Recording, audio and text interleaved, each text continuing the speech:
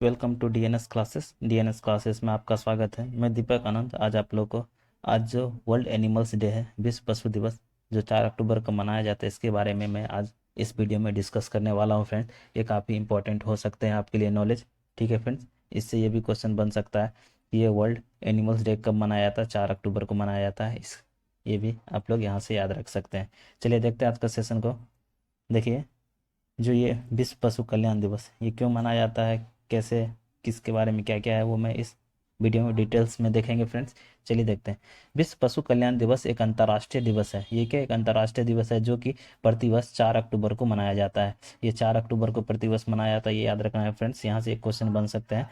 यदि यह दिन ओसीसी के सेंट फ्रांसिस का जन्मदिन भी था, ये ओसीसी जो था सेंट फ्रांसिस, इसका जन्मदिन था इस दिवस, जो कि जानवरों के महान संरक्षक थे। जो कि सेंट फ्रांसिस जो था, ओसीसी के सेंट फ्रांसिस जो थे, उसके जन्मदिन पे ये मनाया जाता है। क्यों मनाया जाता है? क्योंकि ये जानवरों के वो जानवरों के महान संरक्षक थे। वो जानवरों के संरक्षण के लिए काफ़ी काम किए थे, इसीलिए उसके जन्मदिन पे ये मनाया जाता है। ठीक है, इस दिवस का आयोजन 1931 ईस्वी में परिस्थिति वैज्ञानिक शास्त्रियों के सम्मेलन में इटली के शहर फ्लोरेंस में शुरू हुआ था। ये कब हुआ था शुरू? ये 1931 में हुआ था। कहाँ पे? फ्लोरेंस, इटली के शहर फ्लोरेंस में शुरू हुआ था। ठीक है फ्रेंड्स, ये याद रखना आपको। इस दिवस का मूल उद्देश्य विलुप्त हुए प्राणियों की रक्षा करना और मानव से उनके संबंधों को मजबूत करना था। इसमें क्या था कि जिसका रक्षा करना था। ठीक है, विलुप्त जो प्राणी जो भी विलुप्त हो रहे हैं उसका रक्षा करना और मानव से उनको संबंधों को मजबूत करना था। ठीक है फ्रेंड्स, आगे देखते हैं। साथ ही पशुओं को के कल्याण के संदर्भ में विश्व पशु कल्याण दिवस का आयोजन करना था। ये देखिए, ये भी तो उसका उद्देश्य क्या था? संदर्भ में विश्व पशु कल्याण दिवस का आयोजन करना एक उद्देश्य था उसका। ठीक है, आगे देखते हैं। इसके विश्व पशु कल्याण दिवस का उद्देश्य क्या क्या कहता है, इसके बारे में हम लोग अब डिस्कस करेंगे फ्रेंड्स। देखिए, विश्व पशु कल्याण दिवस का मूल उद्देश्य पशु कल्याण कल्याण मानकों के सुधार करना और व्यक्तियों, समूह और संगठनों का समर्थन प्राप्त करना और जानवरों के प्रति प्यार प्रकट करना, ताकि उनके जीवन सक्षम और बेहतर हो सके। देखिए, इसमें क्या था, इसका उद्देश्य क्या था कि आपको ये सब पॉइंट देखना है। उसके उद्देश्य था पशु कल्याण मानकों को सुधार करना और व्यक्तियों, समूह और संगठनों में से एक तरह समर्थन प्राप्त करना था उसका। ठीक है, और जानवर के प्रति क्या था? स्नेह प्रकट करना, ताकि उनका जीवन सक्षम और बेहतर हो सके। ठीक है, इसके आगे देखते हैं। इस कारण यह दिवस पशु प्रेमी दिवस के रूप में भी जाना जाता है। इसलिए इसको क्या कहते हैं? पशु प्रेमी दिवस के रूप में भी जाना जाता है फ्रेंड्स, ये भी याद रखना है। यद्यपि यह एक बेहतरीन दिवस विश्व भर के लोगों का जानवरों के प्रति प्यार प्रकट करने का महत्वपूर्ण दिवस है। जैसे जानवर के प्रति जो भी प्यार है उसके प्रति ये भाव प्रकट करना इसका मुख्य महत्वपूर्ण दिवस है। ठीक है, लेकिन इस दिवस के उजागर होने के पीछे भी कई कारण जिम्मेदार है। जो ये दिवस क्यों मनाया जाता है, इसके पीछे भी उजागर करना इस दिन को, इसके पीछे भी बहुत सारा कहानी है। इसके बारे में हम लोग देखते हैं। देखिए, सभी तथ्यों में जानवरों के प्रति प्रकट किए गए जाने वाले घृणास्पद व्यवहार, आवारा कुत्तों बिल्लियों के प्रति व्यवहार, उनका अमानवीय व्यापार आदि भी प्रमुख कारण थे। देखिए, जैसे कभी कभी क्या होता है कि जानवरों के प्रति हम लोग मार देते हैं, ये करके उसको नहीं मारना चाहिए फ्रेंड्स। वो भी एक हम ही लोग के जैसा है।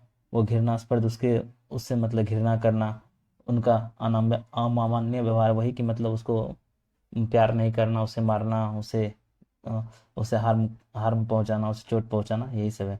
ये प्रमुख कारण थे। इसके अलावा किसी किसी प्राकृतिक आपदा के समय भी इन जानवरों के प्रति दया द्वयम दर्ज का व्यवहार करना था। किसी कोई आपदा हो गया जहाँ पे ऐसा हो रहा है तो उसके प्रति स्नेह प्रकट करना, ये भी इसमें शामिल था।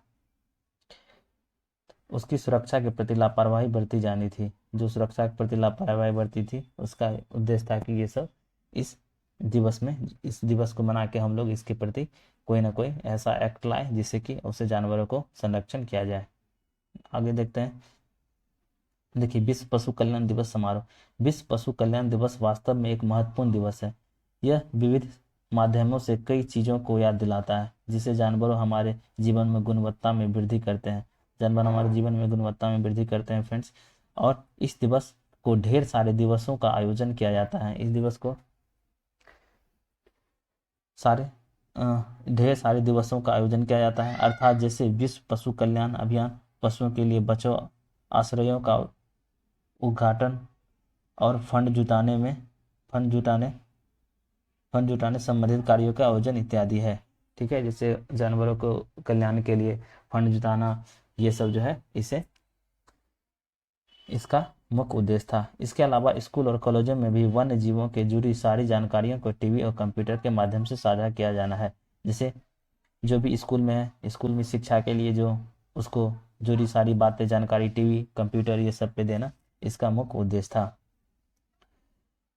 इसके अलावा कई संगठनों के द्वारा जानवरों के लिए आश्रय का निर्माण कार्यक्रम भी स्वयंसेवकों के द्वारा प्रायोजित करना था। ठीक है फ्रेंड, समझ गए। जैसे कि आप लोग देखें कि जैसे उसके संगठनों के लिए उसको, जैसे हम लोग क्या करते हैं, उसको संरक्षण के लिए उसके लिए जगह ये सब ढूंढना, वो सब भी इसका मुख्य उद्देश्य था। ठीक है, इसके आगे देखिए पशु कल्याण के लिए कौन कौन से कानून है फ्रेंड्स, ये काफ़ी इंपॉर्टेंट हो सकते हैं। पशु कल्याण के लिए कानून, पशु कल्याण के लिए अनेकों कानूनों और अधिनियमों की भी व्यवस्था की गई है। जैसे पशु क्रूरता अधिनियम 1835, ये देखिए पशु क्रूरता नियम 1835 में, जो कि विश्व के जानवरों के संदर्भ में प्रथम अधिनियम है। ठीक है, ये क्या है, प्रथम अधिनियम है विश्व में जानवरों के संरक्षण के लिए, जिसकी स्थापना ब्रिटेन में की गई थी। कहाँ की गई थी, ये भी इंपॉर्टेंट हो सकते हैं फ्रेंड्स, कहाँ, ब्रिटेन में की गई थी।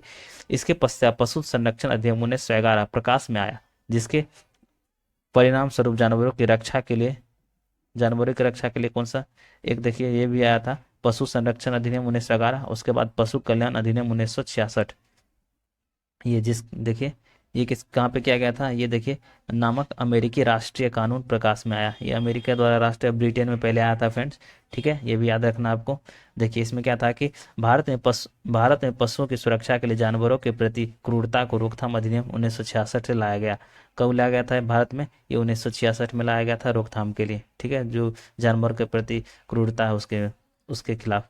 देखिए ये वर्ष 1965 का समय था जब ब्रिटेन सरकार ने जानवरों के कल्याण के लिए एक जांच अभियान शुरू किया था। इस अधिनियम के प्रमुख अन्वेषण प्रोफेसर रोजर ब्रामबेल थे। ठीक है, कौन थे इसका प्रमुख अन्वेषक, प्रोफेसर रोजर ब्रामबेल थे। यह अधिनियम रूथ हेरिसन, ठीक है, किसकी किताब में लिखा गया, ये रूथ हेरिसन की किताब एनिमल मशीन में उठाई गई चिंताओं को ध्यान में रखते हुए शुरू किया गया था। देखिए ये एनिमल मशीन, ये भी याद रखना है फ्रेंड्स, ये किसका था, रूथ हेरिसन का किताब था एनिमल मशीन। ठीक है, इसमें ये दिया गया था। देखिए इसमें क्या दिया गया था, इस किताब का प्रकाशन 1964 में किया गया था। इस संदर्भ में प्रोफेसर रोजर ब्रामबेल ने अपनी रिपोर्ट प्रस्तुत की। इस रिपोर्ट के आधार पर ब्रिटेन के सरकार ने सन 1967 ईस्वी में, देखिए 1967 ईस्वी में एनिमल वेलफेयर एडवाइजरी समिति की स्थापना की। कब की, ब्रिटेन ने क्या की थी, 1967 में एनिमल वेलफेयर एडवाइजरी समिति की स्थापना की। बाद में यह समिति वर्ष 1979 फॉर्म एनिमल वेलफेयर काउंसिल में परिवर्तित हो गई। कहाँ प्रयोग, किसको परिवर्तित किया गया, फॉर्म एनिमल वेलफेयर काउंसिल। ठीक है, ये भी याद रखना आपको। इस समिति के प्रथम दिशा निर्देश के अनुसार यह कहा गया कि सर्वप्रथम जानवरों को तो सोने और खड़े होने की स्वतंत्रता होनी चाहिए, साथ ही उन्हें घुमाने और विचरण करने की भी स्वतंत्रता होनी चाहिए।